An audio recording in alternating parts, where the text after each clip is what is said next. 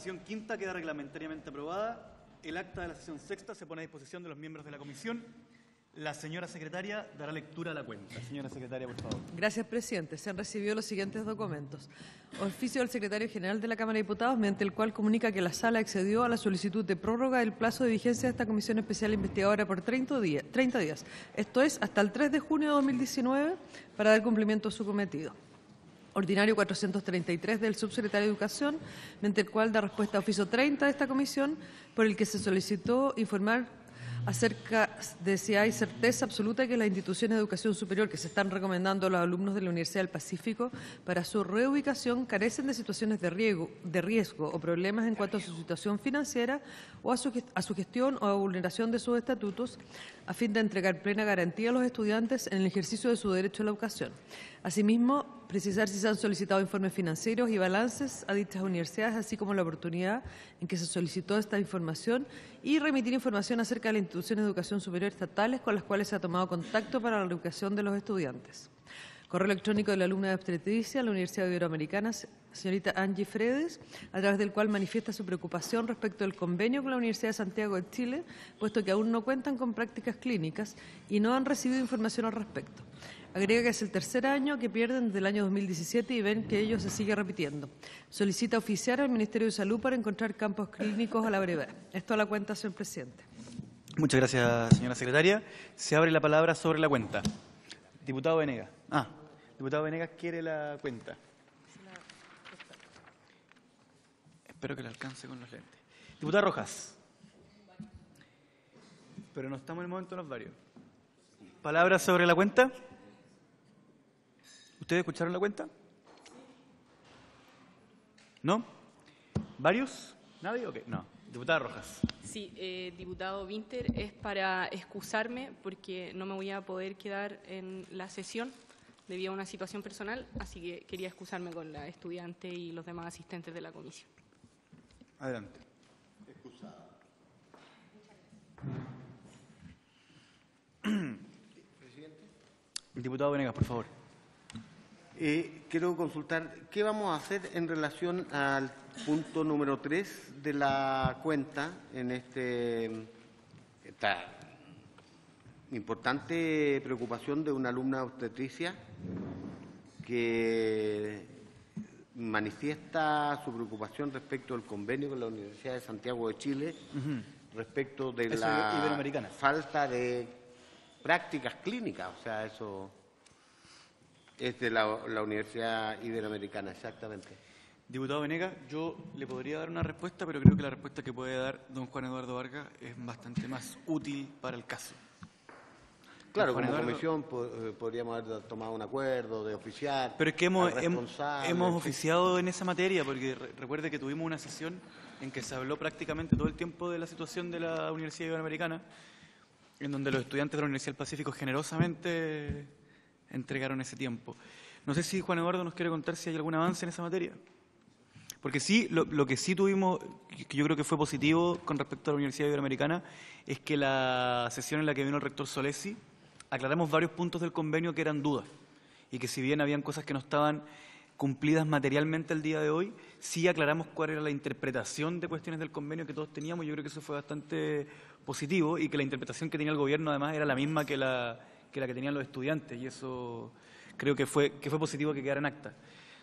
Pero el tema de los campus clínicos, de hecho habíamos oficiado a los servicios de salud metropolitanos para que ellos den cuenta de su negativa o de su lenta respuesta ante los buenos oficios del gobierno. No sé si quisiera usted narrarnos acerca de la continuación de los buenos oficios del gobierno. Sí. Gracias, presidente. Simplemente mencionar que hemos seguido avanzando en esos buenos oficios, que por el momento siguen siendo buenos oficios. No tenemos todavía una respuesta categórica para todos los alumnos, y es por eso que yo le solicitaría si nos puede dar un plazo prudente de tiempo, no sé, de aquí a la próxima sesión, si quiere, para que yo le informe exactamente de cuál es la situación actual de todos los alumnos, entendiendo que se ha ido avanzando y que se han conseguido o se han ampliado los cupos, pero no tengo hoy día yo la última cifra que maneja la institución, en este caso la USACH, respecto de todos los alumnos que están en... Si puede mandarlo por escrito, mejor antes de la sesión, mejor, vale, porque así nosotros se lo reenviamos a los estudiantes, que si bien a nosotros nos interesa hacer un procedimiento ordenado, sistemático y metódico con respecto a esta comisión, lo más importante es que el estudiante que estudia una carrera de la salud y no tiene campus clínico, sacarlo de la angustia. Eso es la prioridad mayor. Sí. Presidente, don Eduardo. Sí. Ahí simplemente hacer ver que en algunos casos, lo que se contempla, y esto digamos para la adecuada comprensión del oficio que nosotros mandemos como ministerio, es que hay algunos cupos que son, digamos, que se ponen a disposición de los estudiantes, pero no de manera inmediata. O dicho de otra manera, puede, por ejemplo, haber 4 cupos disponibles en un determinado hospital y esos 4 cupos son por el plazo de 3 meses. Por lo tanto, se espera que en el lapso de 12 meses sean 16 las alumnas o los alumnos que puedan hacer uso de esos espacios. No sé si... Lo que pasa es que yo tengo la sensación que en estos procesos que hemos vivido y que hemos latamente conocido en esta comisión de estas 3 universidades, la incertidumbre es aún mayor que el daño, que ya es alto, digamos. Pero la incertidumbre en torno a cómo se van a solucionar estos problemas se convierte en un daño adicional a la vida y angustia de los estudiantes. Pero se le agradece mucho y el ponerse un plazo y todo eso. Sí, doña Javiera, que aprendió a pedir la palabra. Sí, ya aprendí, ¿viste? Tengo 4 puntos importantes que pregunta la Juana Dardo. El primero es si han sabido algo sobre los documentos, porque la universidad igual ya sabemos que nosotros le queríamos preguntar en verdad a la persona que está invitada hoy día, pero... Creo que no viene. No vino, ni se excusó tampoco. La U, como el administrador de los software de la universidad está invitado. Ya. La U tenía como casi todos los papeles igual en físico, y nos llegó una foto dentro de esta semana con nuestros papeles tirados. ¿Podría aclarar el tenor de la expresión ¿nos llegó una foto? Llegó una foto que sacaron dentro. Lo que pasa es que parece que las llaves de la universidad las tiene el liquidador y no el administrador de cierre. Ese es como el problema mayor. Y mandó una foto en donde están todos nuestros papeles tirados en cajas. Entonces, quizás si el administrador de cierre tuviera esas llaves para entrar a la oficina donde están, sería mucho más fácil recuperar por lo menos algunos de los documentos. Tiene un punto. Segundo, llevamos toda la semana intentando comunicarnos con el administrador de cierre. ¿Viste que hablamos la semana pasada? Y no nos responde los mails. Así que queríamos ver si por intermedio de ti podías pedir tú la reunión, porque a nosotros no nos ha ignorado. Tercero, y muy importante, el tema de las becas de transporte de los alumnos que sí se pudieron reubicar de Melipilla, porque hay algunos que sí se reubicaron y que la municipalidad les dio una beca que les alcanza para venir una semana al mes a estudiar. Entonces creo que si podemos apurar esas becas de transporte para ellos, que ya se reubicaron, sería muy bueno. Y lo otro son las tarjetas como de Junaed y eso de los alumnos que ya las tenían, que también se reubicaron, que no han llegado. Están como en stand-by, que no han llegado las de nosotros, o sea, como las de U Pacífico para los alumnos ya reubicados. Como que en la U dicen que no saben, que no han llegado, que hay que esperar. Pero ya llevan 2 meses esperando. Eso. Le agradezco, Javiera. Efectivamente me parecen importantes los puntos y todos sabemos que parte del objeto de esta comisión es que esas cosas se puedan ir conversando semana a semana. ¿Sí? Me gustaría agregar algo respecto al tema de los beneficios del Ministerio. En algún momento nosotros tuvimos reunión con la ministra de Educación y ella le pidió en ese momento a la señora Verónica Retamal que se encargara de ver la posibilidad de que no perdiéramos ni el beneficio del pase escolar, los alumnos que no estamos reubicados, ni la beca de alimentación. Y ellos quedaron desde esa oportunidad de acuerdo de ver eso y todavía no hemos recibido respuesta. Lo último, lo que quedó la semana pasada, casi cuando terminó la reunión, el tema del servicio de impuestos internos. No sé si sería bueno oficiar o invitar para la próxima semana, porque siguen apareciendo cada vez más alumnos, no sé si estaban todos, pero aparecemos como donadores a la universidad en el servicio de impuestos internos.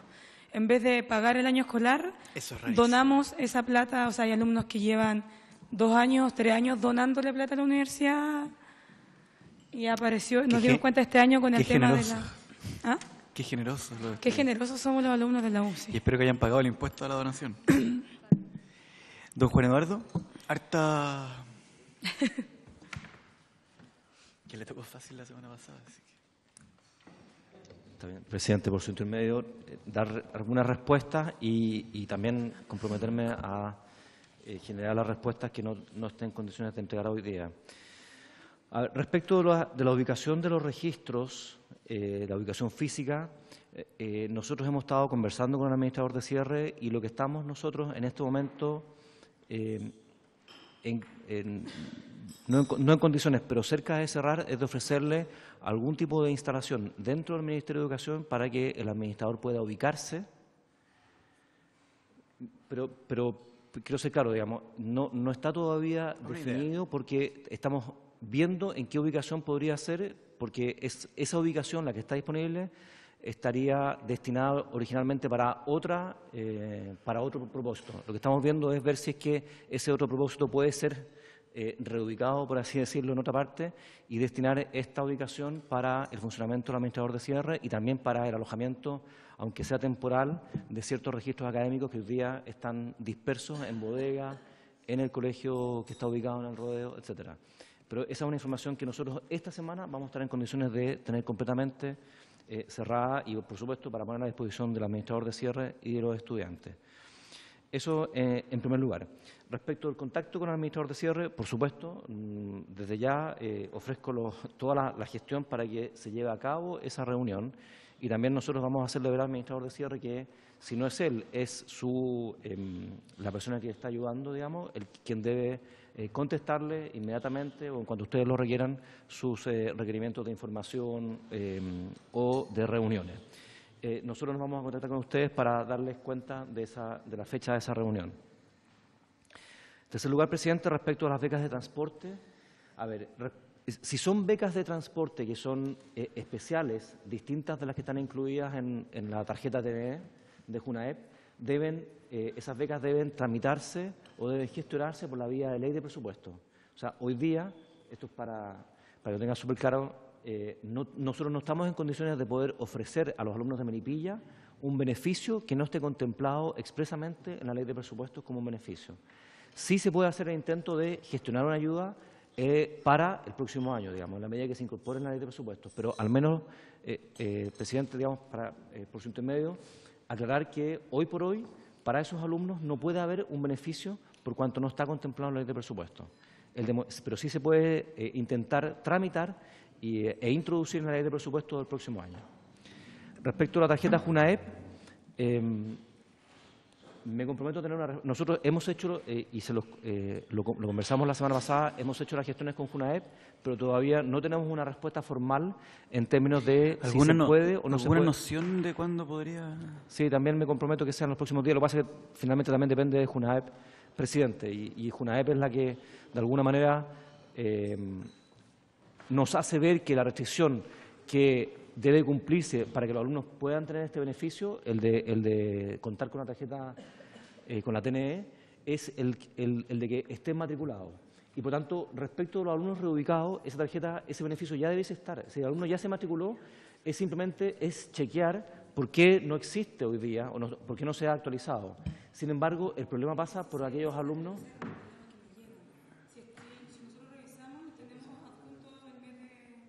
Doña Javiera. Sí. Le estoy dando la palabra. Sí, yo sé que usted no lo necesita, pero... Ya, perdón. Sí, estamos contemplados, pero no han llegado a la universidad, vale, a ni una universidad las becas. Sí, entiendo, presidente. El problema de que no lleguen es que los chicos pierden, o sea, la carga mensual que se hace en esa tarjeta se vence.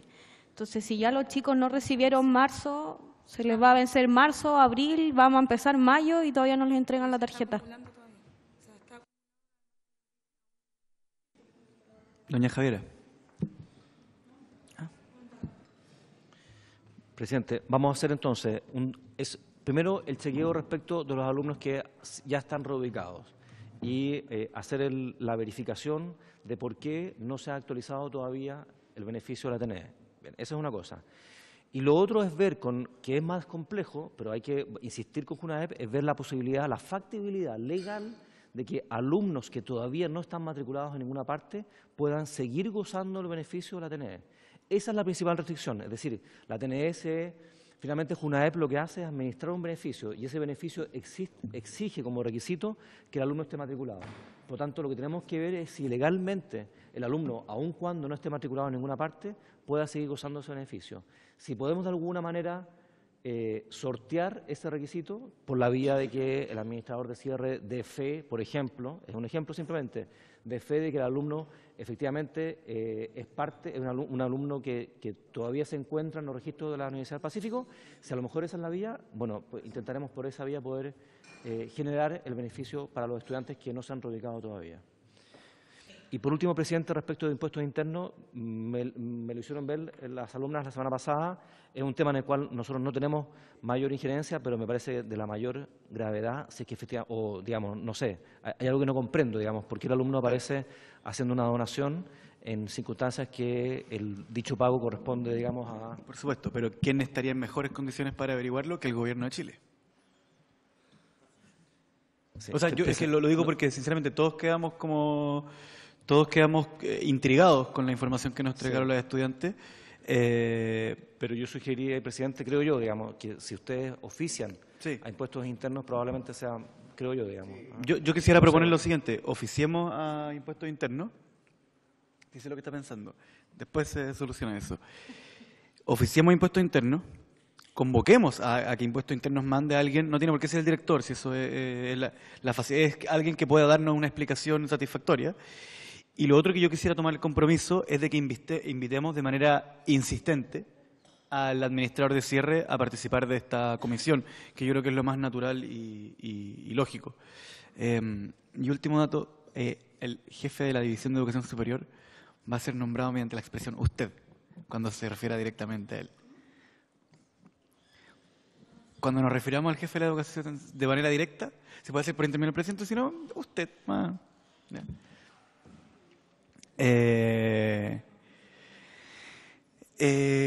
Eso, sí, por favor, sí, para eso estamos. Como Juan Eduardo dijo que no podían hacerlo como por la ley de presupuesto, el señor Juan Eduardo dijo que no podía.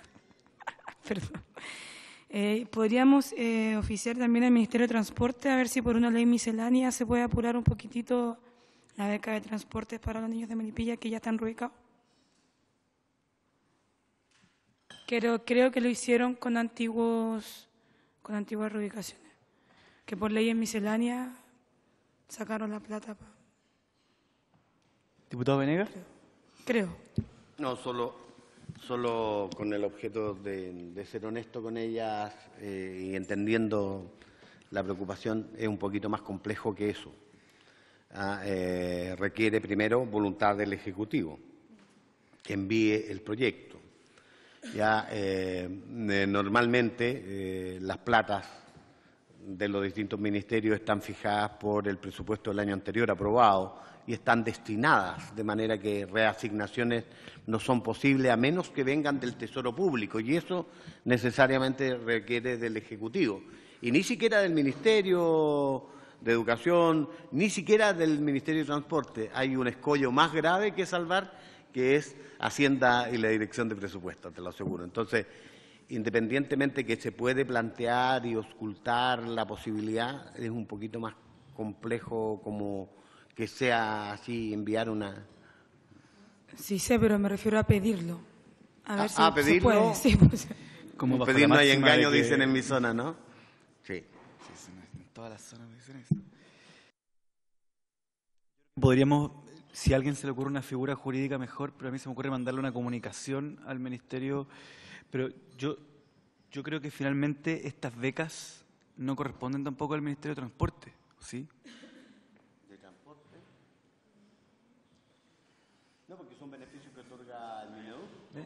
La Junaep. Es Junaep, entonces yo creo que vamos a tener que invitar también a alguien de Junaep. le quiero insistir a los estudiantes y recordar que está con nosotros el representante de los académicos de la Universidad del Pacífico, que es momento de hacer toda la clase de preguntas que están haciendo en este momento, por lo tanto no me pidan la palabra como por favor, porque no hay virtud en el deber cumplido, y esta instancia previa a escuchar a nuestro invitado es justamente para que hagan, recordemos que nos quedan 2 sesiones, por lo tanto todas las preguntas que tengan que hacer con el Ministerio, que si bien yo sé que ustedes tienen sus reuniones, es el momento de hacerlas, no nos genera incomodidad, sino que por el contrario es uno de los objetivos de esta comisión. Así que no sé si el representante de los académicos quisiera hacer alguna precisión o consulta o solicitud. Ya, no hay problema. Sí, no me cabe duda que usted tiene una más, por favor. Es que lo hemos preguntado varias veces y nunca nos han dejado claro.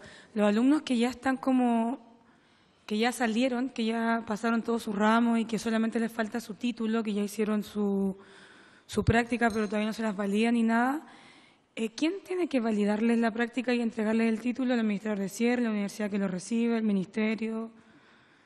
¿Quién? O sea, ¿quién también tiene el poder de decir, ok, le valido la práctica o no se la valido, que la haga de nuevo? Porque estamos como con esa, o sea, ellos están con esa duda. Don Juan Eduardo. Presidente, por su intermedio, aclarar lo siguiente. La persona que tiene finalmente la facultad de acreditar si una instancia, en este caso una práctica, se realizó, es el administrador de cierre. Ahora bien, en el caso de otros cierres, como por ejemplo en el caso de la Iberoamericana o la ARSI, lo que se ha hecho en casos parecidos es que el Ministerio ha resuelto un procedimiento para hacer el chequeo de cierta instancia de titulación que no tuvo la formalidad del caso.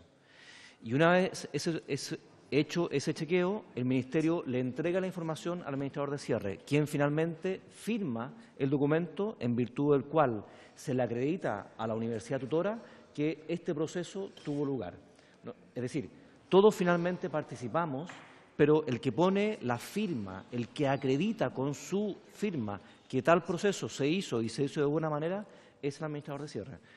Sin perjuicio, Javier, de que presidente, nosotros también como Ministerio podemos tener un rol en términos de hacer de testigo de fe, por así decirlo, o de velar porque el proceso se haya hecho de la manera adecuada. ¿Y ese proceso empieza cuando ya hay universidad tutora o se puede hacer mientras, cosa que la tutora los tome y título, chao? Cada vez más difícil la pregunta. Sí. Sí, presidente, por su intermedio entramos en una casuística, pero si es que eventualmente no hubiese nada más y esa fuese la última actividad, eventualmente, y esto por supuesto hay que conversarlo con el administrador de cierre, pero podría no ser requerido la existencia de una universidad tutora, si es que ya con eso se cumple con todas las condiciones. Queda grabado. Por favor. Hay 2 cosas que me gustaría aclarar. Una en relación al tema del pase escolar y la beca de alimentación para los chicos que no estamos reubicados. Recuerdo claramente que las palabras explícitas de la ministra fue: Verónica, los chicos no pueden perder este beneficio. ¿De quién son esas palabras, perdón? De la ministra de Educación. No pueden perder este beneficio porque por sentido común ellos no lo están perdiendo por algo de ellos, sino que por algo interno de la universidad. Esto fue hace mucho tiempo, entonces creo que ya a lo mejor deberíamos haber tenido una respuesta. Segundo, me gustaría aclarar algo en relación al tema del servicio de impuestos internos, que no tiene que ver con el arancel que pagábamos anualmente nosotros. Por ejemplo, mi carrera costaba 3.300.000 y fracción, y yo personalmente aparezco con una donación de 4.033.000 pesos. Entonces, no sé cuál es la cifra o lo que ellos utilizaron para poder hacer esta donación. Perdón, una consulta. ¿La donación a quién es? La donación es directa. ¿Está claro a qué figura jurídica es? Mira, la donación es a través del formulario 1945, en donde se le hace una donación directamente a la universidad. Está el RUT de la institución está ligada... Perdón. Es que esto se está poniendo más grave de lo que parece. ¿Usted aparece personalmente? Personalmente, aparezco como yo donante, con nombre, sí. Mediante un formulario que usted no ha llenado. Jamás. Lo hace la universidad el formulario. Perdón, ¿podría repetir esa información? A ver, les cuento un poco cómo pasó esto. Una chica de Melipilla se contactó con nosotros, nos mandó un pantallazo porque ella textual me dijo, Caro, yo de Copuchenta me empecé a meter a todos los links de mi servicio de impuesto interno hasta que llegué a esto. Me pareció extrañísimo porque aparece el número de la universidad vinculado al RUT de la universidad y aparece como representante don Pablo Ortúzar. Bueno, llamé a Valesca obviamente para informarle, para que viéramos qué podíamos hacer. Yo reviso mi servicio de impuesto interno y también aparezco con la misma donación. Empezamos a averiguar y notamos que esto no era de uno, de dos alumnos, sino que de cientos de alumnos que estamos en la misma situación. O sea, esto no es menor. Y son cifras que están, yo creo que desde los 2,5 millones hasta los 5 podría llegar algunas. Hay algunos que están en 10 millones. 10 millones, 19, es como... Ya. Diputado Pardo. ¿Consta la fecha en que se habrían efectuado estas donaciones que obviamente no se efectuaron? Aparece como año tributario 2018. Ya. Bueno, yo creo que hay que hacer una denuncia al Ministerio Público. Esto O sea, por lo bajo. Claro. Porque además que no estoy hablando de delitos tributarios, estoy hablando del delito de suplantación de identidad, si es que esto es lo que parece. Ahora ¿Podría así repetir a nombre de quién queda la... ¿Tienen esa información? De la Universidad del Pacífico sale el RUT, 71 millones y algo. Sí, lo que pasa es que sabemos que esta gente opera con fundación, corporación... No, sale Pablo, sí, sale la universidad. Es la universidad sí, misma. Sí. Y el correo electrónico que pasa está es que vinculado a eso es me de Pablo cuesta Ortúzar. entender el para qué, porque si la universidad no estuviera en condiciones de recibir el arancel, por ejemplo, porque está cerrada, porque no tiene la acreditación, etcétera, entonces se me ocurriría que esto tendría alguna utilidad para quien hace esta operación, si es que fuera hacia otra entidad de la cual pueden retirar las utilidades. Pero la universidad tampoco puede, entonces no se entiende. Bueno, propongo que invitemos con urgencia a la Universidad del Pacífico. O sea, a la Universidad del Pacífico le invitamos a la primera sesión y no ha venido, al Servicio de Impuesto Interno, pero que además enviemos esta información, si es que hay alguna manera de que lo que se ha relatado acá sea una comunicación hacia el Servicio de Impuesto Interno, para que no quedemos en... porque suena muy, muy extraño. Que nos informe, además, sí, pues. ¿Cuántos alumnos están en esa condición? Perdón, presidente. Por favor. Yo comparto con usted que el tema, sin ser especialista, suena complejo. Yo creo que eso ciertamente no es un error, ni es un despiste. Uno debiera, y aquí se tiende a pensar mal, ¿no es cierto?, pensar que hay alguna razón de carácter tributario que explique a esto, porque esto es muy raro. Lo que ustedes están haciendo es, se supone, pagando, ¿no es cierto?, y aparece como donación. Eso es raro. O sea, y nosotros sabemos, yo no soy abogado, pero sabemos que las donaciones tienen un tratamiento tributario distinto, etcétera, etcétera. Entonces, no es menor, porque si esta es una práctica, sería bueno saber incluso... Claro, porque la donación también tiene un impuesto. Sí, dale. El beneficio es para el donante, no es para el receptor. Entonces, de hecho, sería interesante, a lo mejor es simplemente un error de declaración y habría que... Por eso mismo es como que sería interesante, bueno, porque si esta es una práctica... Mandemos el oficio, si esto es tan grave como parece, podría terminar con gente yendo a clases de ética. Según la Valesca, como que así para de grave nosotros no podría tiene ser. nada malo, como que nosotros no tenemos nada, pero es raro sí que aparezca. Y son muchos, porque mandamos un mail para que todos mandaran sus pantallazos y llegan así como todo el día. Don Patricio Rosende, nuestro invitado del día de hoy, quisiera... O sea, mire, gracias, presidente. Solo quizás para explorar una posibilidad, porque la verdad que es muy raro. Pero efectivamente aparece, según esa información, como que la universidad hace una declaración de donación por un monto aparentemente equivalente al arancel anual. A mí lo único que se me ocurre es que la universidad puede estar diciendo, mire, esto es donación y no es el pago de un arancel, en consecuencia no tengo la obligación de la prestación del servicio educacional que se paga con ese arancel. Eventualmente, pero me parecería que es una cosa un tanto... maquiavélica. Sí.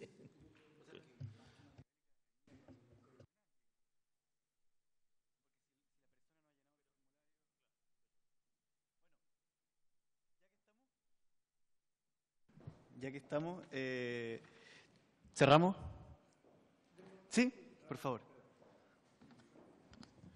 Buenas tardes, presidente. Sí, hay algunas cosas, y ya que estaban hablando un poco con respecto al Servicio de Impuestos Internos, creo que también sería interesante saber en qué situación quedan las declaraciones de impuestos de este año de los docentes, porque los que están a boletas han tenido una serie de problemas desde que, bueno, no hay agente retenedor, no aparece, no existe como agente retenedor, pero las boletas están emitidas, entonces ha habido una confusión más o menos grande, y en Servicio de Impuestos Internos tampoco han sido muy clarificadores para poder explicarle a los docentes cuál es la situación que tienen que hacer o en qué realidad se encuentra con respecto a su declaración de renta de este año. Y eso creo que ha sido bastante confuso para muchos de los docentes, y también, bueno, saber qué sucede con ese dinero en el caso de ellos. Es decir, si es que no está siendo retenido o la universidad no aparece como agente retenedor y no existe como agente retenedor, ¿qué pasa con ese dinero al final? Entonces, ¿qué fue descontado del sueldo, pero que no está ni en Servicio de Impuestos Internos ni en ningún lado? Por una parte. Lo otro es que algunos docentes también me han dicho es que el AFC ha cortado, en el caso de los que están con contrato, ha cortado lo del pago del seguro de cesantía porque el sostenedor, en este caso la universidad, habría pagado las cotizaciones de enero y febrero, y que eso de alguna forma habría eliminado el seguro, es decir, docentes que habían cobrado las primeras cuotas de su seguro de cesantía y las siguientes fueron cortadas por el AFC porque el sostenedor habría pagado las cuotas de enero y febrero, pero son docentes que se encuentran en situación de autodespido. Entonces, hay ahí cierta irregularidad, y asumiendo que el único que podría haber hecho esa situación es el administrador de cierre. Entonces, y más aún después de que la universidad haya perdido su personalidad jurídica, entonces, o por lo menos la capacidad de realizar acciones como universidad. Entonces, creo que en ese sentido también hay ahí una cuestión administrativa que sería bueno saber. Y lo otro importante también para muchos docentes, particularmente por el tema de las demandas, es saber dónde está funcionando el administrador de cierre, porque hasta el día de hoy no hay dirección, no hay un lugar conocido donde el administrador de cierre esté funcionando, y esa situación también es bastante compleja con respecto a, así como existe, sabemos quién es, pero es inubicable en términos concretos para realizar cualquier actividad, tanto para los estudiantes conseguir sus documentos y para los profes saber por lo menos con quién es el interlocutor que existe al otro lado. Igual don Juan Eduardo mencionó en la ronda anterior que ellos están gestionando que el administrador pueda trabajar dentro del Mineduc. Pero es efectivo que hoy día no hay un lugar porque no hay tampoco un sueldo, ni recursos para arrendar una oficina. Así es la cosa. Ahora sí, y una última cosa, que en vista un poco de lo que pasó en la sesión anterior, como con respecto a la nula incapacidad que tuvo el Ministerio en su momento de actuar frente al hecho de el gobierno anterior, sí, no se sienta aludido esta vez, don Juan Eduardo. Frente a la nula capacidad de accionar del ministerio anterior frente al hecho del despido del rector, claro, y no tomar ninguna decisión con respecto a la investigación que se tendría que haber generado. Creo que, sabiendo un poco que el tenor de este tipo de comisiones son eminentemente políticas y que es difícil que puedan llegar a otra instancia más que la de definir responsabilidades políticas, una universidad no es una zapatería en términos como institución, ya sea por más que exista situaciones laborales y contractuales de por medio, no es una zapatería y lo que está en juego no es un objeto, sino que la vida de personas y el futuro de un país. Entonces, creo que para lo que se va a venir, y que yo auguro que va a seguir ocurriendo esta situación, lamentablemente, por más que los chiquillos el lema que tienen es que esto no vuelva a ocurrir, va a volver a ocurrir. Y va a ser así.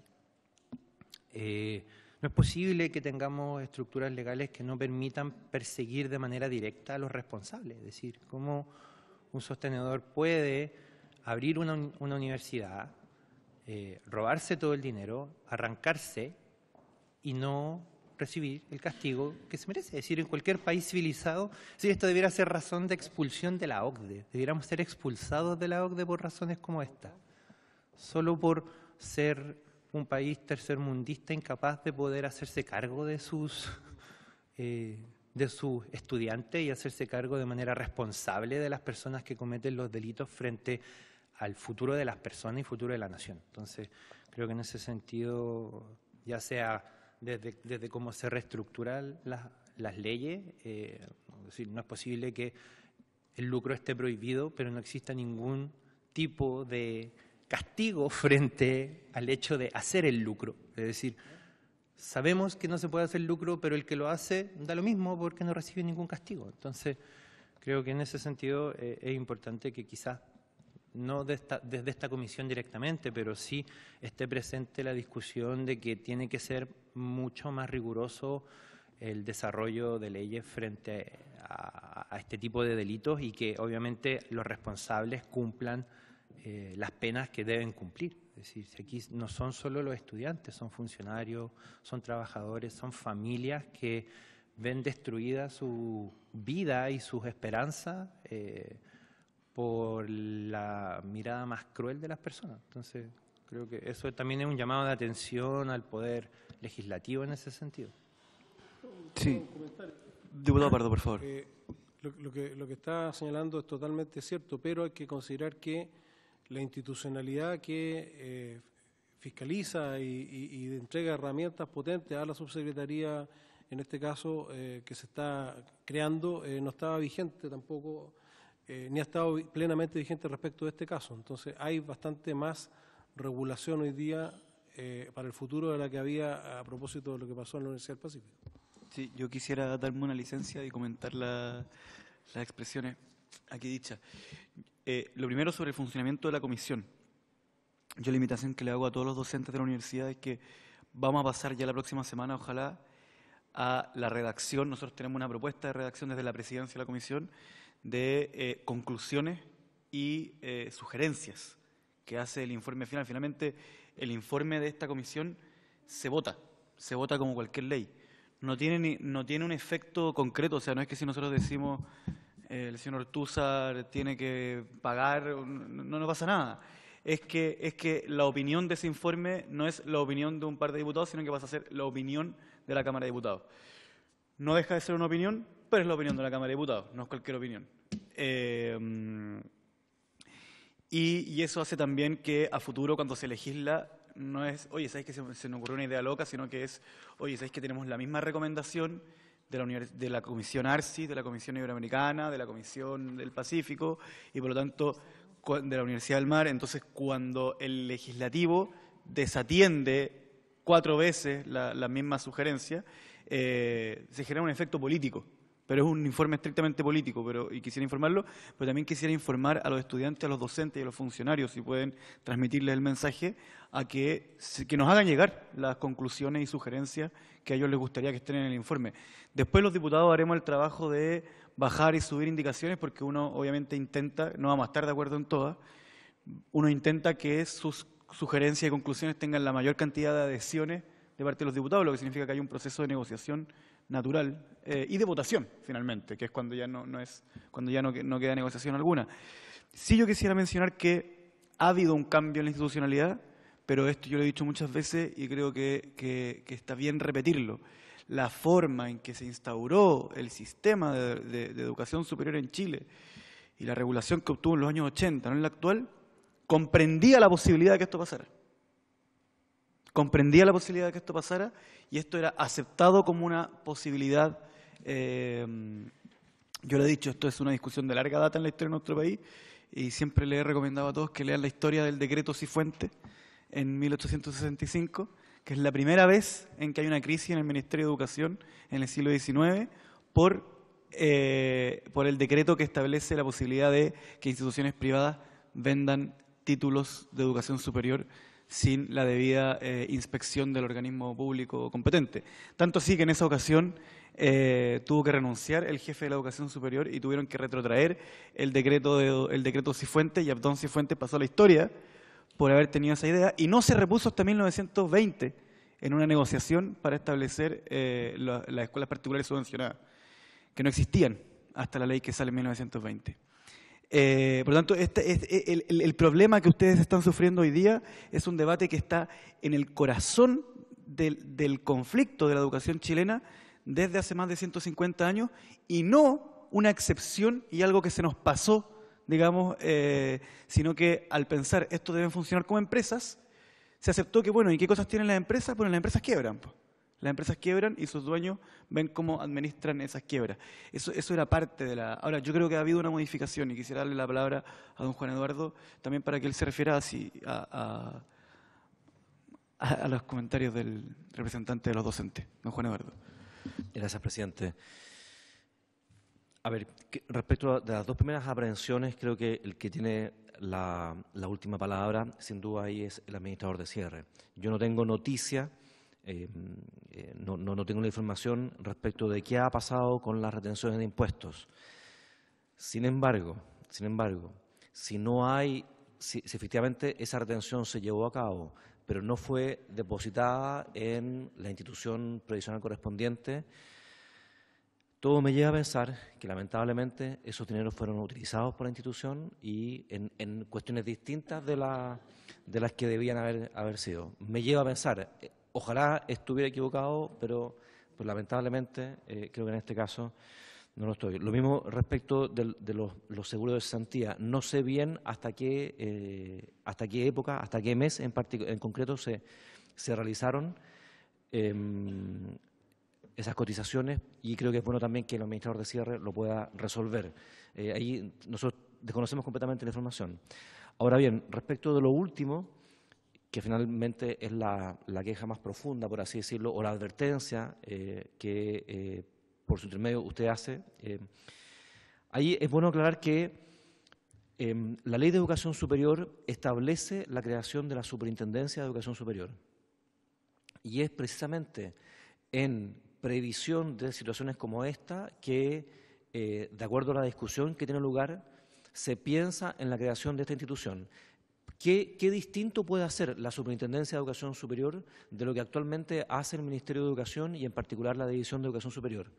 Bueno, la Superintendencia tiene atribuciones, tiene facultades para pedir información muy superior a la que tiene actualmente el Ministerio. Actualmente el Ministerio, la única información que puede pedir por vía, digamos, ordinaria, no por una vía de un oficio, es la de los estados financieros de las instituciones de educación superior, cuestión que se hace todos los años. Pero esa información dice relación con una sola mirada, por así decirlo, que son los estados financieros auditados y respecto a los cuales se entrega la información con cerca de un semestre de desfase. Por lo tanto, es una información insuficiente para efectos de poder anticipar situaciones de crisis como la que hemos visto en el caso de la Universidad del Pacífico. La superintendencia, sin embargo, va a tener la atribución de poder pedir información con mucho mayor periodicidad e información específica respecto de ciertas cuentas o cierta información en particular que, a juicio de la superintendencia, permita anticipar situaciones como esta. Eso es, por así decirlo, la respuesta que le ha dado el Estado de Chile a través de la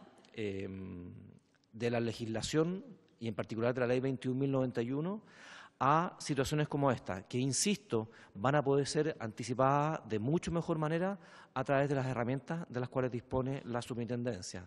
La superintendencia, por otra parte, también tiene la facultad de poder no solamente solicitar información, sino que llegar y entrar a una institución de educación superior sin impedir el normal desenvolvimiento de las actividades académicas, pero puede entrar y pedir información que estime pertinente para efectos de investigar o indagar respecto de alguna materia que considere relevante. En consecuencia, ¿significa esto que se van a terminar situaciones de cierre? Por cierto que no. Por cierto que no, y eso es imposible de verificar. Y es más, es probable que en un contexto en el cual la exigencia que se le ha puesto a las instituciones de educación superior para que existan, básicamente la obligatoriedad de la acreditación, en ese contexto es esperable que algunas instituciones simplemente no puedan cumplirla y por lo tanto deban cerrar. Pero lo que sí se puede hacer, y de mucho mejor manera, es anticipar situaciones críticas, porque finalmente eso es el problema. Es decir, que una institución cierre puede no ser crítico si la institución es capaz de manejar ese cierre y hacerlo de una manera ordenada. De hecho, ocurren cierres y actualmente están en curso cierres de instituciones que lo han avisado oportunamente al Ministerio, pero que han puesto todos los instrumentos, todas las herramientas para que el cierre se haga de una manera ordenada, sin que le cause un trauma al alumno. El cierre es traumático cuando la institución simplemente deja de proveer el servicio académico. Y es entonces, estamos hablando de dichas situaciones las que queremos anticipar, las que se quiere anticipar a través de la superintendencia. Eso es, presidente. Sí, más que nada una pregunta con respecto a lo mismo, porque al final la respuesta que se ha tenido hasta el momento es como no se investigó porque no se hizo la denuncia y la superintendencia ¿va a seguir funcionando bajo esa misma lógica o va a actuar directamente sin la necesidad de una denuncia? Porque al final también en instituciones es bastante complejo, como donde los docentes tienen una situación bastante poco regular o bastante precaria en términos de situación contractual, como que un docente denuncie es decir, ya basta con ver lo que pasó en el Duoc a comienzos de año. Es decir, cualquier docente que denuncie es firmar su carta de finiquito. Entonces, y con las consecuencias posteriores que eso tiene. Entonces, también, esa va a seguir funcionando bajo esa misma lógica de como solo si recibimos una denuncia investigaremos. Sí. No, por supuesto, va a investigar en el caso de que existan denuncias, pero no solamente sobre la base de denuncias. Es decir, como dice el presidente, de oficio la superintendencia va a pedir mucha mayor información que la que actualmente está pidiendo. Y de oficio también, sin mediar una denuncia, simplemente sobre la base sobre una base fundada de que pueda estar incubándose alguna situación compleja en términos, por ejemplo, financieros, la superintendencia va a poder actuar, solicitar más información o simplemente hacer su ingreso, por así decirlo, a la institución para pedir ahí mismo la información que requiera. No es necesario, por lo tanto, una denuncia expresa al respecto. Ahora sí. Le damos la bienvenida a don Patricio Rosende, exsecretario general de la Universidad Cardenal Silva Enríquez, y le damos tiempo para que exponga. ¿No va a ocupar ¿no? Ya. Si podría solicitar que se apague. Es que hace ruido y genera calor. Por favor, tiene la palabra, y muchas gracias por venir y por la paciencia de esperar hasta este momento para hacer su presentación. Gracias, presidente. La verdad es que cuando recibí la invitación no entendía muy bien cuál era el sentido de invitarme, diríamos, ¿no? Porque francamente acerca de la Universidad del Pacífico no tengo ningún conocimiento hasta que la señora secretaria me aclaró que lo que querían era un testimonio, por así decirlo, de cuál fue nuestra experiencia en relación con el cierre traumático, por así decirlo, para usar las palabras del director de la Universidad del Mar, que fue, como ustedes saben, la primera vez que una universidad cerró en la forma en que ocurrió en aquella oportunidad. Y fue, francamente, un colapso muy complejo, por la gran cantidad de estudiantes que tenía la Universidad del Mar. Fue un colapso también para el propio ministerio, que tenía una institucionalidad distinta a la que hay hoy día. No había experiencia de ninguna naturaleza con procesos de este tipo y hubo que actuar sobre la base, diríamos, de la prueba y el error, desgraciadamente, pero así ocurrió. Y fue complejo también para las universidades que recibieron a los estudiantes de la Universidad del Mar. Pero escuchando el diálogo que se ha producido aquí, me temo que hay algunas cosas que son más o menos parecidas, digamos, a pesar de que ha pasado un buen tiempo. Los temas y las preocupaciones de los estudiantes parecieran ser los mismos que nosotros debimos enfrentar. En primer lugar, quiero aclarar que yo no sé si los estudiantes hoy día de la Universidad del Pacífico tienen una similitud con la característica muy especial que tenían los estudiantes de la Universidad del Mar.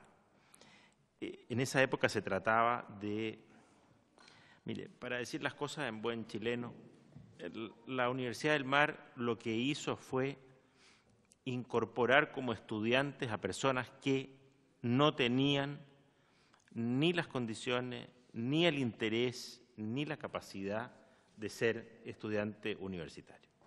Esa es la verdad, eso nosotros lo percibimos con posterior a la recepción de esos estudiantes. Eran habitualmente gente de más de 30, 35 años, que eran trabajadores y que, según lo que ellos mismos relataban, representantes de la Universidad del Mar los fueron a ver a sus lugares de trabajo y les decían, mire, venga para acá, con 2 años de estudio, usted saca su título y obtiene una profesión. Y muchos de ellos engancharon, pero con la convicción de que no le iba a significar esto ningún esfuerzo académico. Entonces, cuando, en el caso nuestro, recibimos a los que eran los estudiantes de la sede de Maipú de la Universidad del Mar, que era una de las más chicas, la verdad, nos encontramos con esa realidad, con estudiantes que nunca habían tenido una disciplina académica universitaria y tampoco tenían interés en hacerlo, pero sí estaban pagando una mensualidad. Y digo que fue un colapso también porque mucha de la información indispensable para llevar adelante los procesos de reubicación eran sobre la base de la información que proporcionaba la misma Universidad del Mar, que en algunos casos no existía. El convenio que nosotros suscribimos con el Ministerio consistía básicamente en que la Universidad del Cardenal se hacía cargo de estos estudiantes de acuerdo al plan de estudio de la Universidad del Mar, de acuerdo al reglamento académico de la Universidad del Mar, culminaba las actividades académicas y era la Universidad del Mar la que titulaba una vez que estos estudiantes egresaban. Y recibimos de un total de 500 aproximadamente, 300 y tantos se matricularon finalmente en el convenio y muchos de ellos eran de cursos superiores, según la información de la propia Universidad del Mar, y fue con la información con la que el Ministerio planificó el otorgamiento de becas de reubicación, de nivelación, etc. Pero en la realidad nos dimos cuenta que muchos de esos estudiantes carecían por completo de muchas actividades curriculares. Y hubo en consecuencia que empezar a ir para atrás, revisar uno a uno los currículum y al final con el Ministerio lo que logramos certificar fue que, bueno, cada estudiante además iba a hacer una declaración jurada de su nivel de avance curricular. Mira la incertidumbre que esto significó, diríamos, porque bastaba que un estudiante dijera, no, yo ya hice 3er y 4º año, y no había ningún elemento como para acreditar que eso era así. En general, la gran mayoría, desde nuestro punto de vista, declaró lo que efectivamente era, diríamos, y eso permitió planificar, pero no tenemos ninguna certeza de que algunos no lo hayan hecho. El convenio que tuvimos con los estudiantes de la Universidad del Mar Yo creo que hay que enfocarlo desde varios puntos de vista y me parece que aquí algo similar ocurre. En estos convenios, en estos colapsos universitarios, lo que uno tiene que tener claro es que se enfrenta a un grupo de estudiantes que están profundamente dañados. Dañados desde el punto de vista académico, dañados desde el punto de vista emocional y dañados también desde el punto de vista de sus expectativas. Porque, digámoslo así, no puedo decirlo respecto al resto de las universidades, pero el título profesional extendido por la Universidad del Mar tiene valor igual a 0. Francamente. Y eso nosotros lo visualizamos muy fundamentalmente en los campos clínicos, porque cuando se produce un colapso de esta naturaleza, mira, había un estigma respecto del estudiante que venía de esta universidad, que era poco menos que el demonio. Fue una discusión que nosotros tuvimos dentro de la universidad. Y solo gracias a la decisión del rector se logró hacer. Pero hubo durante mucho tiempo un cierto rumorcillo en los pasillos de que esto de la Universidad del Mar era un problema, porque poco menos que iban a bajar los niveles. Claro, es como la teoría del inmigrante, efectivamente. Y es una cuestión que ocurre y que nos ocurrió muchas veces en los campos clínicos, que cuando íbamos con una carpeta con la nómina de estudiantes, campos clínicos públicos y privados. En ninguna parte querían recibir a estudiantes de la Universidad del Mar. Y fue muy difícil lograrlo, a tal punto que al final la decisión se traducía en cuánta plata se ponía sobre la mesa para que ese campo clínico recibiera a los estudiantes.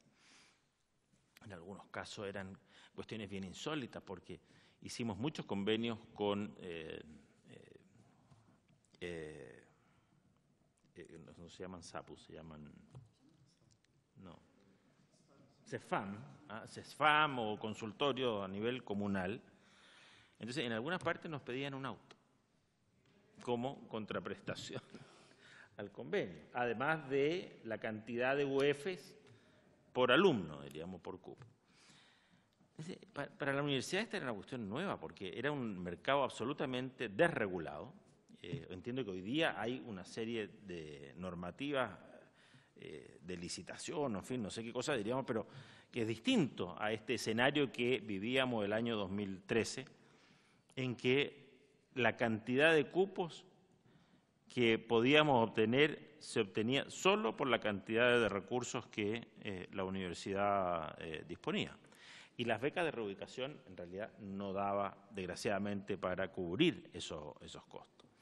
Entonces, se producían allí una cantidad importante de frustraciones de los estudiantes que eran rápidamente eliminados de los campos clínicos, producto de la mala formación de base que tenían. Estoy hablando de carreras como enfermería, fonoaudiología, kinesiología, nutrición, técnico TENS, técnico de enfermería, que eran los mayoritarios dentro del convenio que nosotros suscribimos. Pero fue un proceso muy difícil para los estudiantes, muy difícil para la universidad, que no tenía experiencia en esta materia, y también muy difícil, creo yo, para el propio ministerio, en aquellos años 2013, 2014, diríamos, en que se encontró con esta realidad en la que no había normas, no había procedimientos, no había experiencia de ninguna naturaleza, y se hizo a tientas lo que buenamente cada institución entendió. Después se produjo, además, otra cuestión muy compleja también, producto del cambio de gobierno el año 2014. Quizás sea curioso que lo diga yo, diríamos, pero había una especie de desconfianza en las nuevas autoridades del ministerio respecto de lo que se había hecho anteriormente. Y empezaron a cambiar ciertos acuerdos que se habían tomado respecto de las becas de reubicación, por ejemplo. se nos decía, mire, la beca de reubicación no puede extenderse más allá de la duración de la carrera, la duración nominal, digamos, una cosa que hoy día se... La beca de reubicación estaba establecida en el convenio, pero después tenía que estar establecida mediante algún mecanismo legal. No mediante un decreto. No, estaba en la ley de presupuesto. Era una glosa. Sí. Lo que pasa es que cuando nosotros suscribimos el convenio con el Ministerio, el año 2013, lo que la universidad le dijo al Ministerio fue, mire, la universidad no tiene recursos para asumir este desafío, de modo que usted tiene que garantizarnos que todos los recursos que requiera la formación de estudiantes estén cubiertos por la beca de reubicación. Y el Ministerio así lo entendió, así lo firmó en el convenio, pero después empezó a aplicarse la normativa general de las becas de reubicación. Nosotros siempre entendimos que esto eran becas de reubicación especialísimas, precisamente porque se trataba de una situación especial. Y al poco andar, el año 2015, 2016, nos quedamos con una buena cantidad de estudiantes sin beca de reubicación, porque ya habían transcurrido el tiempo de duración de la carrera. No olviden que la Universidad del Mar estuvo 2 años cerrada, y el Ministerio utilizó ese periodo también como duración de la carrera. En consecuencia, habían pasado más de los 5 años de que ingresaron a la universidad. Y fue una situación muy compleja porque para la universidad significó empezar a gastar en cuestiones que no tenía previsto. Pero lo hizo, digamos, porque había un compromiso con los estudiantes, y al final esta disquisición que se hacía entre estudiantes en convenio o estudiantes sin convenio, porque hay un hecho que también se sumó, ¿no? Hay muchos estudiantes de estas universidades que se autorreubican, ¿no? Que lo hacen fuera del convenio.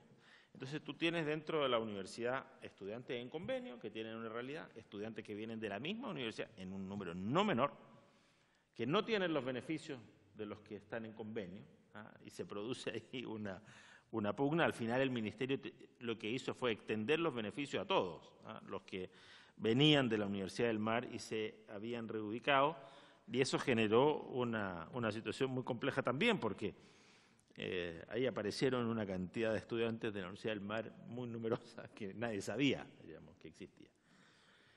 Pero lo concreto es que en este tema de los convenios con las universidades, el tema de los campos clínicos es un tema muy relevante. El costo de los campos clínicos, la posibilidad de asegurarle a esos estudiantes que van a ser recibidos y bien recibidos en los campos clínicos y que no van a ser discriminados por ninguna naturaleza porque vienen con este estigma de una universidad como que ellos fueran los responsables del cierre de la universidad, no siéndolo, obviamente. Y hay un tema que yo creo que, no sé si se ha planteado aquí, presidente, pero que tiene que ver con la validez de los títulos de estas universidades.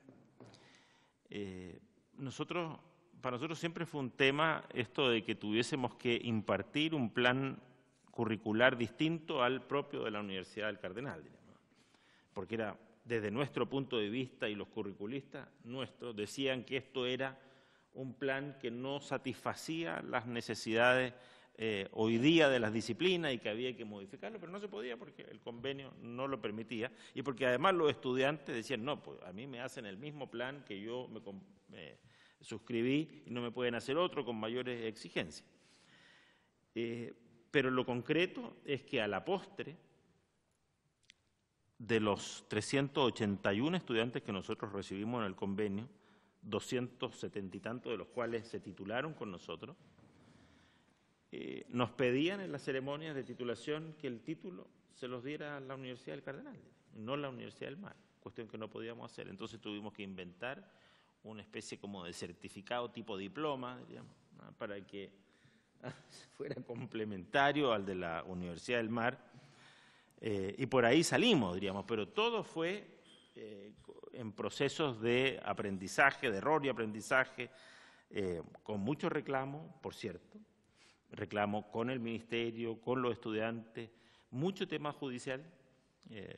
los estudiantes al final terminaban presentando ese recurso de protección contra el ministerio y contra la propia universidad que lo había recibido por distintas razones.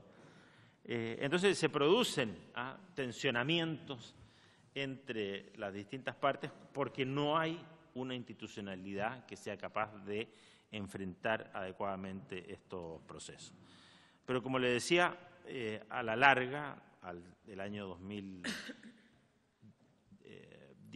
principios del 2017, en que egresó el último grupo de los estudiantes con toda su familia, con los profesores, en una ceremonia muy encachada, yo diría que la Universidad del Cardenal quedó satisfecha con lo que hizo en ese convenio, a pesar de las dificultades y a pesar de los problemas, porque nosotros siempre entendimos que para esos estudiantes fue el convenio la única posibilidad real que tuvieron de concluir su estudio y de cumplir una promesa que les había hecho la Universidad del Mar en términos muy irresponsables.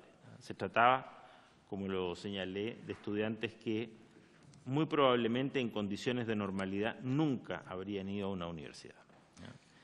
Y yo no sé, me parece que no es el caso de la Universidad del Pacífico, ni de la Universidad Arcis, ni de la Universidad Iberoamericana. La Universidad del Mar era francamente una cosa bien increíble, cómo se gestó y cómo se desarrolló.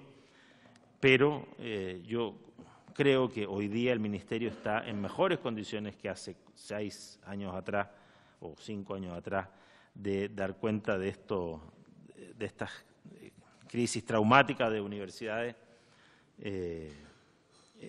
y que van a seguir ocurriendo, sin lugar a dudas. Sí, yo quisiera hacerle una pregunta fundamental, que es con su experiencia tanto en la Universidad del Mar como en el cargo que tenía en la Universidad Cardenal Silva Enrique.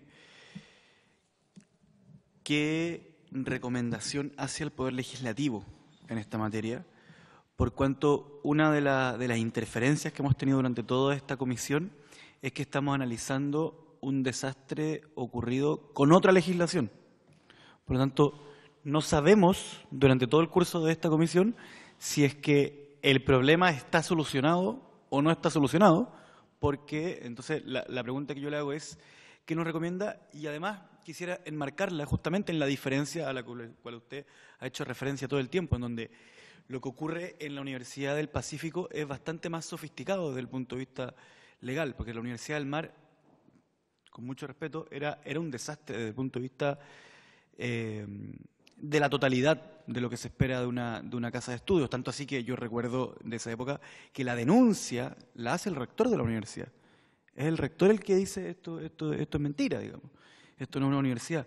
En el caso de la Universidad del Pacífico, la cuestión es mucho más delicada y mucho más compleja de generar una institucionalidad, porque cuando una universidad no es universidad, cuando la decana de medicina no es médica, es bastante obvio por dónde entrar a cambiar la institucionalidad, como por ejemplo decir que alguien fiscalice que el decano de medicina tenga el título de médico.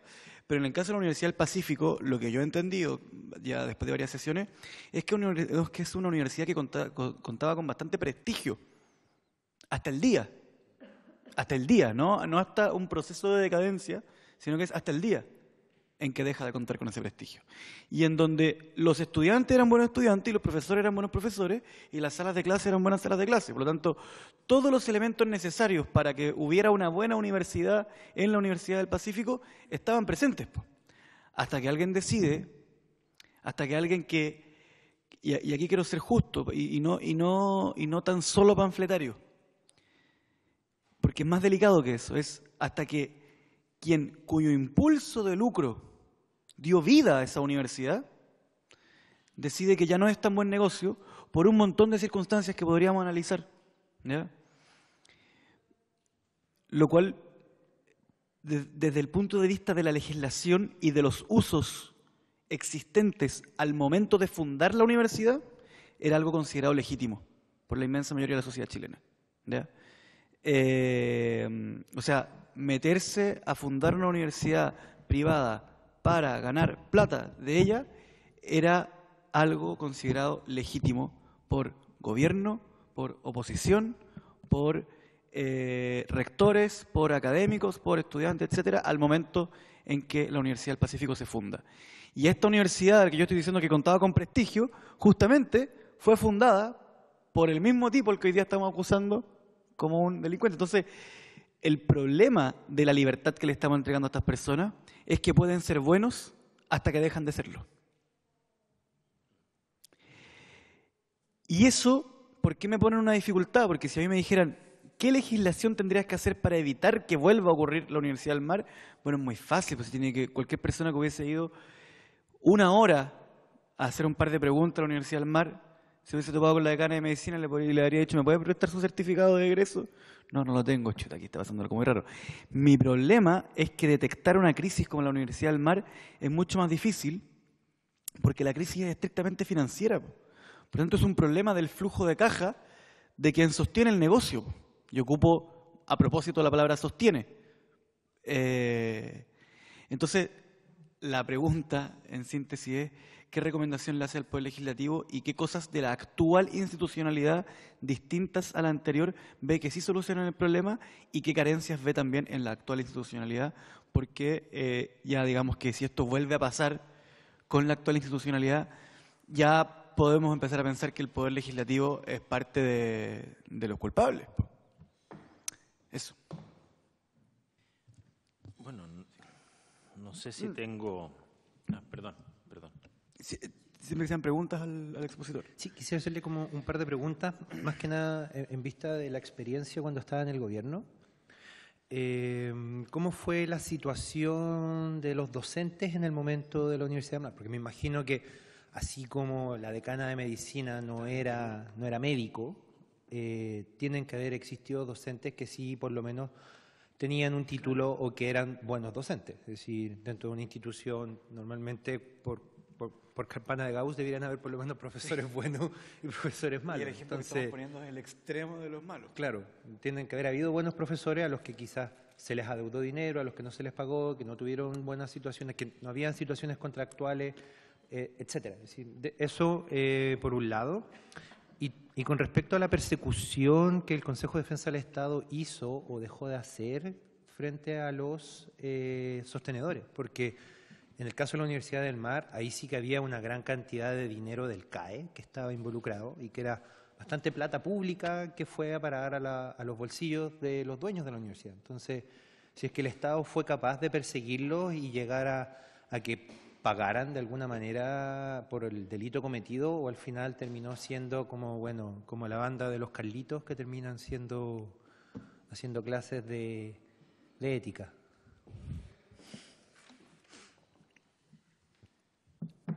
Refirámonos con respeto a los imputados. No. Bueno, la verdad no sé si yo soy el más indicado para dar recomendaciones en esta materia. Mire, la Universidad del Mar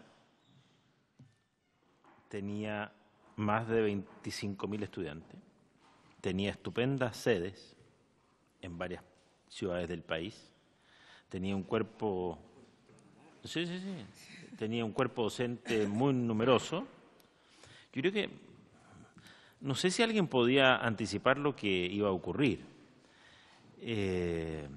pero me parece sí que la nueva ley se hizo cargo de muchos de los problemas que generó la situación de la Universidad del Mar en el sentido de la prohibición expresa del lucro, la prohibición de la negociación entre personas relacionadas, que es en el fondo la figura que se utilizaba en aquella época para hacerlo.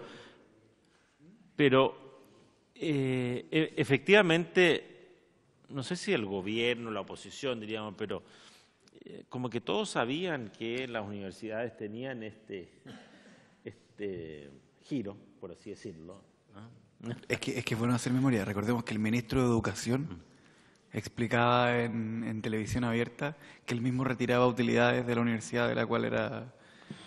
Puede ser, digamos, no, puede ser, digamos, pero claro, pero desde siempre, incluso la legislación originaria señalaba que eran corporaciones sin fines de lucro, diríamos, y en las corporaciones sin fines de lucro no se pueden retirar utilidades. Entonces, claro, ocurrió porque quizá no había superintendencia de educación, hoy día la hay, no había una subsecretaría de Educación Superior, entiendo que hoy día se está montando. Entonces, hay un aparataje público que tiene una mayor capacidad de enfrentarlo, de modo que a mí me parece que si uno quiere decir, mire, las barreras de entrada están dispuestas en la legislación actual, a mí me parece que sí, están mejor que antes. Pero sí hay temas que me parece que desde el punto de vista legislativo tienen que abordarse. Una primera es cómo usted resuelve este conflicto cuando ocurre un colapso de esta naturaleza, cómo usted resuelve el conflicto entre el administrador de cierre y el liquidador, ¿no? O sea, esa es una cuestión que es como una arena movediza, digamos que nadie sabe quién tiene la atribución y la disputa entre ellos, porque el liquidador esconde los pagarés, no sé. Mire, es una cuestión que me parece que hay que abordar desde el punto de vista legislativo. Me parece también que desde el punto de legislativo debería abordarse la obligación del Estado para hacerse cargo de estos procesos, de manera más explícita, en el sentido de que si uno dice, mire, el Estado es el que le da el reconocimiento a las instituciones y hoy día además tiene elementos para fiscalizar, bueno, entonces, si eso no funciona, el Estado también debería tener clara la responsabilidad financiera de hacerse cargo de los procesos de cierre y de resolver los problemas colaterales que ellos generan respecto de los estudiantes y también respecto de los trabajadores, que en este tipo de conflictos nadie se hace cargo, diríamos, porque en el caso de la Universidad del Mar, claro, todos nos hicimos cargo, nos hicimos cargo en parte, diríamos, de los estudiantes, pero de los profesores, yo no me acuerdo, ¿no? O sea, nosotros contratamos, sí, muchos profesores que venían de la Universidad del Mar. Sí, los contratamos, digamos, porque aquí ocurría lo mismo que pasaba con los estudiantes, eran como un estigma. O sea, el hecho de haber pasado como profesor por la Universidad del Mar era poco menos que la sarna, ¿no? O sea, nadie lo contrataba porque ya poco menos era. Y era un problema. Fíjate que en la universidad nuestra había profesores de planta de muchos años que hacían clases por hora en la Universidad del Mar. Y cada vez que decían, no, yo hice clases en la Universidad del Mar, y decía, así como diciendo, pero ¿cómo tú? O sea, hay una cuestión ahí que no se resuelve por ley, ¿no? Muy probablemente, pero que está dentro del... Yo me imagino que hoy día a los profesores de la ARCI, a los profesores de la Universidad del Pacífico, o la Iberoamericana, les va a pasar algo parecido. Y a los estudiantes, me imagino, también les va a pasar algo parecido cuando tengan que insertarse en el mercado laboral. Y por eso a mí me parece que desde el punto de vista legislativo uno también debería asegurar, junto con la responsabilidad del Estado, de encauzar estos procesos, de resolver el problema de los estudiantes en relación con los títulos, ¿no? O sea, no puede ser que en un colapso universitario sea la misma universidad colapsada la que esté entregando los títulos a sus estudiantes, porque ese título a esas personas no les va a servir, nadie los va, o si los contratan, diríamos, los van a discriminar muchísimo.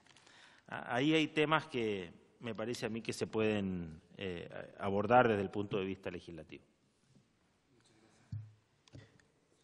¿Quiere hacer otra...? Si bien algo contestó lo de los docentes, no contestó lo de si es que hubo algún tipo de persecución por parte del Consejo de Defensa del Estado hacia los sostenedores. Lo que pasa, perdón, es que no lo sé porque cuando yo trabajé en la Universidad Silva Enrique en esta materia fue el año 2013, del 2013 al 2018. La verdad que no tenía cómo saber nada respecto al Consejo de Defensa del Estado, digamos, no. Yo ya no estaba en el ámbito público. Muchas gracias, don Patricio. No sé si hay alguna otra pregunta.